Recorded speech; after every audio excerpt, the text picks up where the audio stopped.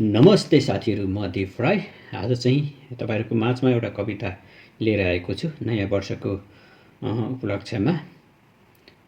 नयाँ वर्ष तिमी आऊ, ऋतुहरूमा राज गर्ने वसन्त बहार बनी आऊ, आवाजविहीनहरूको आवाज बनी आऊ। नयाँ वर्ष तिमी फेरि आऊ, आवाजविहीनहरूको आवाज बनी आऊ। वर्षौंदेखि टाल्न नसकेको आमाको बुट्टे चोली टाल्न आऊ। नयाँ वर्ष तिमी साँच्चै नयाँ भई आऊ। छरपष्ट छरिएको बुवाको सपना अनि ढल्किएको शिरको टोपी हिमाल झैँ उच्च पार्न आऊ।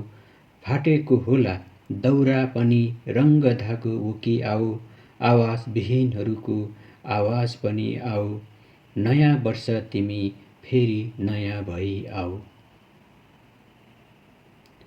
वियोगैमा जलेका होलान् समाजमा इतिहासका पानासरी, सम्झनाका छालहरू यादगार बनी आऊ।